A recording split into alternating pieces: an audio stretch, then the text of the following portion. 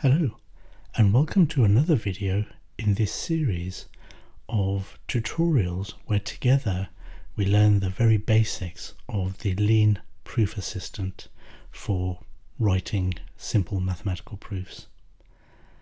Today's the sixth video in the series, and it's quite exciting because we are going to be moving beyond the very simple direct proofs we've been looking at up to this point and make our first steps towards more sophisticated proofs that have a structure to them. What do I mean by that? Let me draw a picture. So the proofs that we've kind of looked at up to this point have started with sort of, a statement of the problem, the theorem, which might have had some hypotheses, which are the given facts, and then a proof goal, a thing to prove. And then what we've generally done is taken the thing to prove, something about x equals or y equals or a equals, and we've tried to get to the point where that thing equals what we want to prove, x equals 5, for example. And the intermediate steps have been fairly straightforward calculations, either numeric calculations or simple algebra manipulation. So nothing overly complicated, and that's fine. That's what we needed to do as we started with Lean. And we said right at the start that in the proofs we use this kind of word calc, and we didn't fully explain it initially, but we said we'd start to understand it more as we progressed, and we're starting to understand that now, that the proofs generally have been a calculation, and by that I do mean not just numeric but also algebra, like substitutions and so on, to go from a starting statement which is usually based on one of the hypotheses, and then some manipulation, substitution, algebra to get to the conclusion which matches the proof goal. That's what we've been doing so far. You can imagine that more sophisticated proofs might have several theorems that are needed to feed into the proof. Another idea is that the proofs have they're slightly more complicated, not overly, but they might need an intermediate result to be proved and then used in the rest of the proof. So that's starting to see some structure. Just as a sneak preview, something we're going to do in future, but not today, but just to kind of whet your appetite. Imagine if you're trying to prove, if you're given x squared equals 9, and we're trying to prove x equals minus 3 or x equals plus 3, then you can imagine the proof of that might split into two, potentially, or it might split into two and then recognize you only need to prove one of them, potentially. So you can see how in the language of mathematics and defining problems, that naturally translates into a proof that isn't just a simple direct A to Z calculation. So that's just to kind of give you a forward view. Right, let's get back to today's topic. So we've just said that the proofs that we've done so far have been direct calculations, and going forward they should start to get a little bit more interesting in terms of structure. Today we're going to take our very first step, so really keeping it simple, and we're going to derive an intermediate result and then make use of that in the full proof. Again, we're going to choose a problem which is really simple because we don't want to get distracted by a mathematical problem as well as trying to learn Lean as well. So this is a task we're going to set ourselves. It's very, very simple and nothing difficult about it. If we're given a equals b plus 1, and these are integers, there we've said that there, sometimes we miss that out. So a is b plus 1, that's a given, and b minus 1 is 0, and our task is to show that a is 2. Now let's pause there a second, because there's two things to say about this. The first is that most people most mathematicians, most people who've done maths at school will look at that and say, they'll immediately zoom into this b minus 1 is 0 statement and say, yeah, from that I can immediately say that b equals 1 immediately. And then I can put b equals 1 in here, so a equals 1 plus 1, and a is 2. They won't need to write pages of proof down. The human brain will jump to that and say, yep, b is 1. And that's natural, that's kind of good and fine. But the second thing I wanted to say is that up to this point, we haven't been encouraged to do that with the proofs we've looked at so far. So far, with the direct calculations, we've been needing to use fancy trickery, as it were, to create interesting substitutions to solve that. Let me draw a picture again to explain what I mean. So we were given a equals b plus 1 and b minus 1 equals 0. Now, two ways to do that. The natural way that most people who haven't been learning about lean will immediately say b equals 1. They'll be very happy with that. And then they'll say a equals b, which is 1, plus 1 equals 2. And that's it. If we've been following the tutorials up to this point and writing lean proofs with the limited tools that we had up to that point, we were constrained in the way we were going to solve this. So we were almost encouraged to think about writing a equals b plus 1 because a is the thing we want to prove something about, and then rewriting that, looking at this given fact and recognizing its structure, b minus 1 is 0. We wanted to kind of get rid of this b, so we could write b minus 1 plus 1 plus 1. So this thing is just b, and we would have justified that with the by algebra. So we've got b minus 1 plus 1 plus 1, and then we would have said this b minus 1 equals 0 by the second given fact. So that would give us 0 plus 1 plus 1 equals 2. So both are valid. This is just a different way, and this is what we've had to do. This is the kind of thinking we've had to do to take advantage of substitutions, because that's all we've kind of had up to this point. But it's a little bit of trickiness, it's not, I don't find it particularly fun or clever. This is a lot more natural. So going forward, the good news is that lean does allow us to think in this way and use this intermediate result, create it first and then use it. So that's the good news. Lean can do that, and that's what we'll be exploring today. The more natural way of thinking about this problem, let's try and write that out in that kind of step-by-step way, knowing that we're going to try and translate this into lean code. Remember, this does feel like it's overly verbose and overkill, but as you know from the previous videos, we've been doing this because it gets us halfway between mathematical thinking and lean code. We're writing this proof in a way that kind of takes us halfway towards lean code.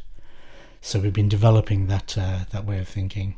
And the first thing we do is write down the given facts. So a equals b plus 1, b minus 1 is 0, and those are just the given facts. That's a good habit to get into, to write down what we know or are given. Now this is new, the next bit. So we are saying b minus 1 is 0, and that's a given fact. So we're using that. And then we add 1 to both sides to get b equals 1. So this is a justification to go from this step to this step. Now you can imagine that might require some kind of tactic, and we'll come to that. As a justification, this is fine. If we're working with integers, even natural numbers, adding 1 to both sides is fine. It should be should be uncontroversial. We spoke in the earlier videos about the level of justification you would need, and we said, look, you could go all the way back to the axioms and kind of justify it that way, but for everyday proofs we don't do that because it's not productive, it's not beneficial. Someone has to do it at once at least, but once there's a common body of knowledge around mathematics, fundamental foundational results that we can all use day to day without having to reprove, that's a useful thing to do. So this should hopefully, in fact is, part of the Lean Maths library, the ability to do that, and we will come to that. Right, that was a lot of talk just to get from b minus 1 is 0 to b's 1. Now this we are going to call, we're going to think of this as an intermediate result, and that's why we've given it a number, a line number. Then we go back to the normal calculation, the direct calculation that we've been used to, and we say we want to prove something about a is b plus 1. Why is that? Because of the first fact that we're given. Now we're going to use our intermediate result, b is 1, and substitute for b in here. So that's something we've done lots of already in the previous videos. Substitution using a hypothesis. So this becomes a hypothesis in a way. It's not really a hypothesis, it's an intermediate result, but the mechanism for substitution, referring to it, is the same. And then by arithmetic, we get to a equals 2. So the mathematics isn't difficult, but just structuring it in this way is where the effort should be. Great. So we've derived an intermediate result. That's what we're calling it. It's not really a hypothesis because it's not given to us outside the problem. It's something we've derived in the proof. B is 1. And then we use it later. And so that's new. We've not done that before. So that's the new thing.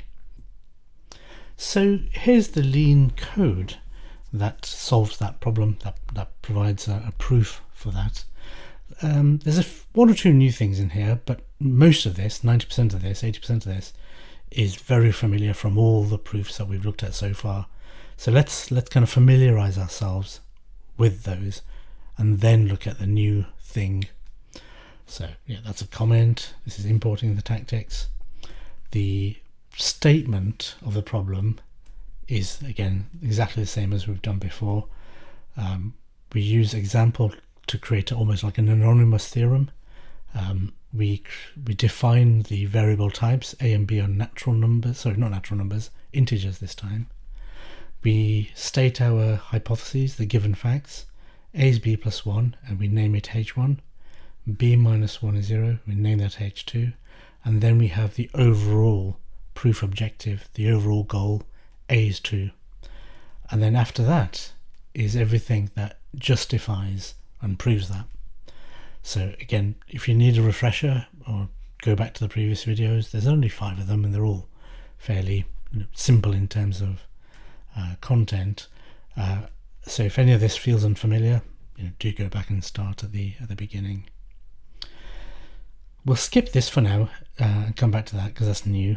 But the calc section is, we've done it so many times now, it should be really, really familiar. So we want to prove something about A, and that's why we write A equals. But what is A? A equals B plus 1. How do we know that? We justify it by referring to H1. So because of H1, we can say A is B plus 1. And then we say B plus 1 is 1 plus 1. And we justify that by genuine rewriting, a substitution using H3. Now what is H3? It's not H1, which is provided as part of the problem statement, and it's not H2. So it's nothing that was given to us. H3 appears to be something that we've created, hypothesis 3, as part of the proof. Now, technically it's not a hypothesis, it's a derived intermediate result, but the mechanism for creating and using them are similar to those standard genuine hypotheses. So I guess in terms of language efficiency, the way of referring to it and constructing them is very similar. So we are doing a substitution for B here. B becomes 1, by rewriting using hypothesis 3. So we'll look at hypothesis 3 in a second, but essentially hypothesis 3 says B is 1. It's the same format here, same format. So we're writing this almost as if it was a hypothesis, but it's an intermediate result. We'll come back to that. So the pattern here is the same, and then we say 1 plus 1 is 2, and that's just by doing arithmetic. And we've seen that tactic before for doing arithmetic. So nothing new here. In fact, very familiar because we've done this so many times already. Let's now look at this new line. So we can work out a lot just by looking at it. We know that we're creating an intermediate result and calling it, labeling it H3 in the same way that the hypotheses are given labels or names. We're saying it's B equals 1, that's the statement. But we have to justify it, we can't just pull it out of thin air.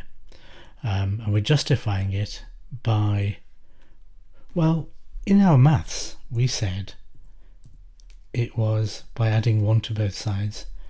We haven't seen a tactic in Lean for doing that up to this point. So there is a new tactic we're introducing called linear arithmetic, and that can do many things, including adding 1 to both sides. So what's it adding 1 to both sides of? H2. So it's taking H2, B minus 1 is 0, adding 1 to both sides, or, well, we know it's adding 1 to both sides, or we think we do, to arrive at B equals 1. So that tactic is doing all that work. So in our pure maths proof, that's how we justified it. And in Lean, it's this tactic which can be applied to B minus 1 is 0 to give us B equals 1. And that is then justified, and that then becomes a new quotes hypothesis, and have is the instruction that then establishes that and places it alongside H1 and H2, ready for Lean to use whenever it's instructed to, or as we'll see in future tactics, sometimes tactics can search the hypotheses for things that might be useful, but that's something for the future.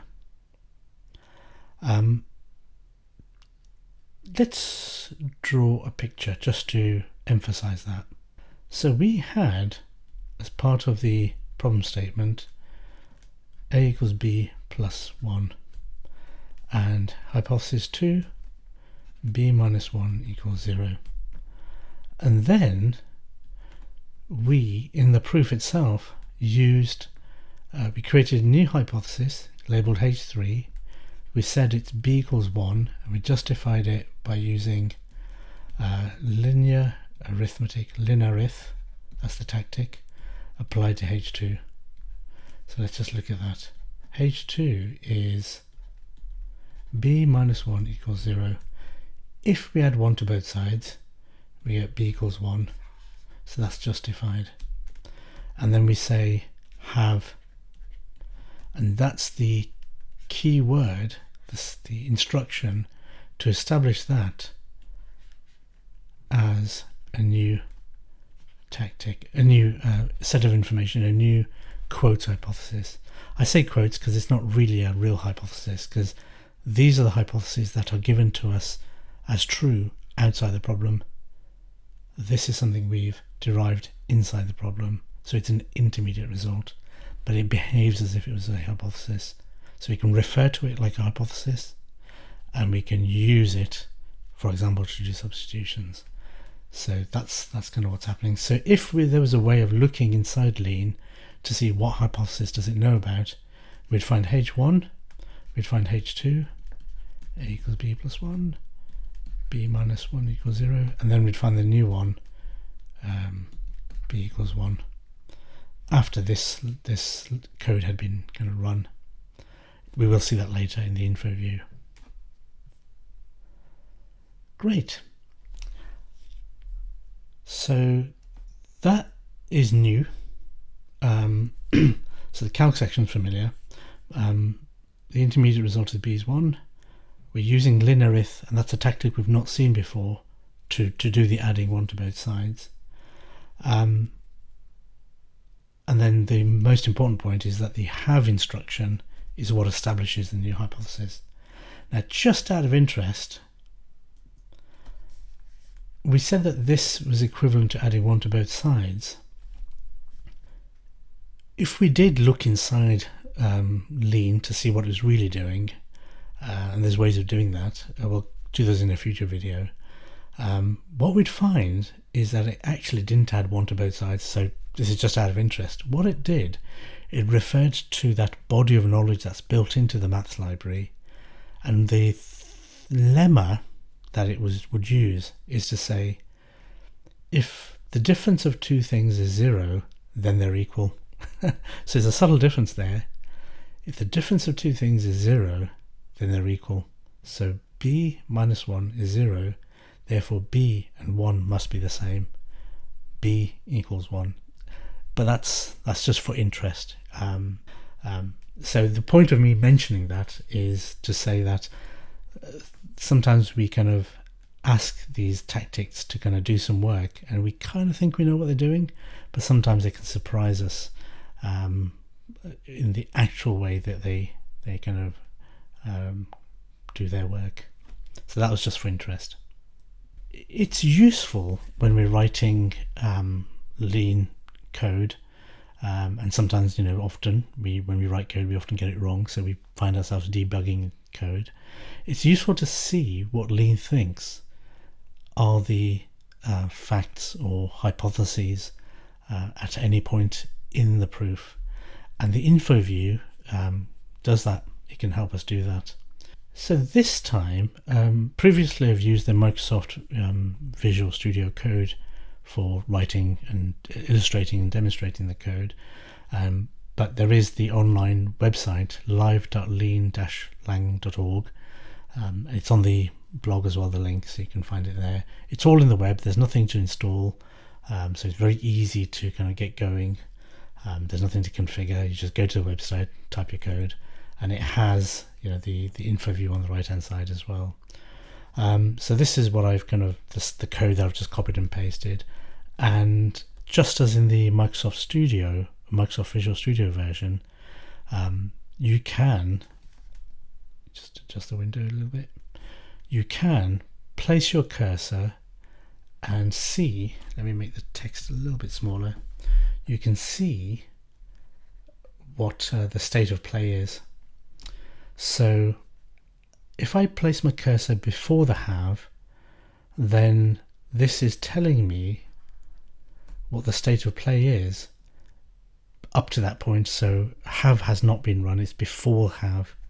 And we can see that Lean thinks that a and b are integers, h1 is a fact, a hypothesis, a equals b plus 1.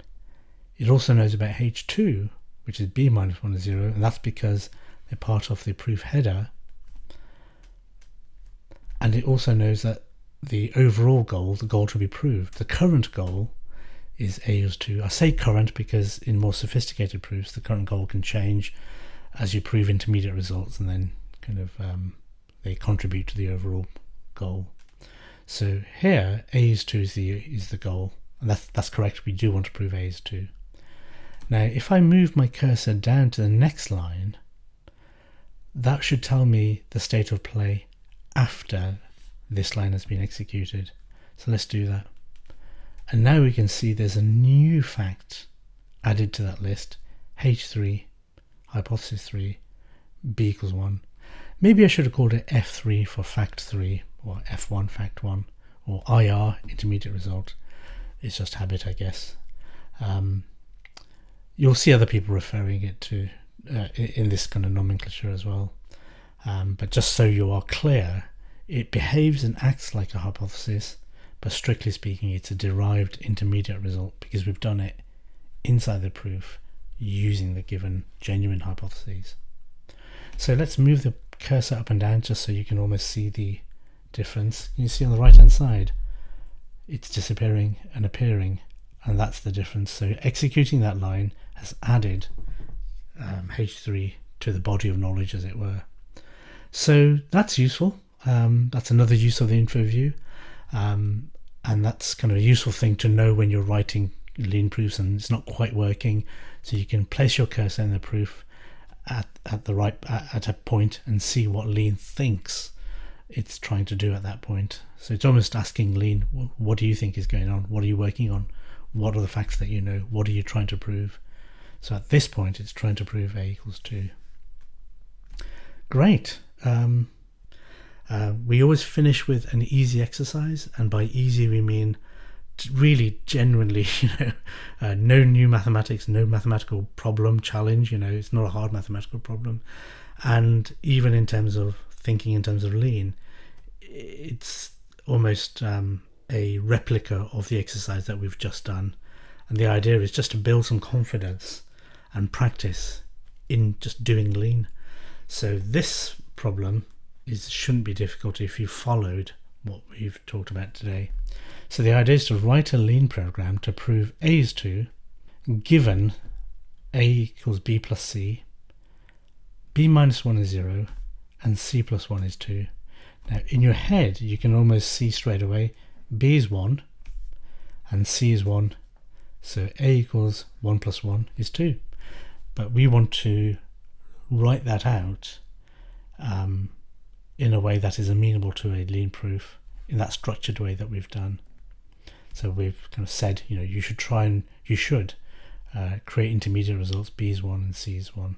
So have a go at that. If there's any kind of difficulties with that, do kind of get in touch with the comments, and we'll kind of explain it or do another video specifically on a problem if that's helpful. But that should just give you some practice in doing what we've talked about today, which is creating and using interim results. Fantastic. So that was exciting, actually. This is our first step now, moving beyond the simplest kind of calculation proofs into the world of more sophisticated proofs, where we have some structure and we play a little bit with adjusting what it is we're trying to prove. So I think it's an interesting point in our journey. Great. See you next time. Bye.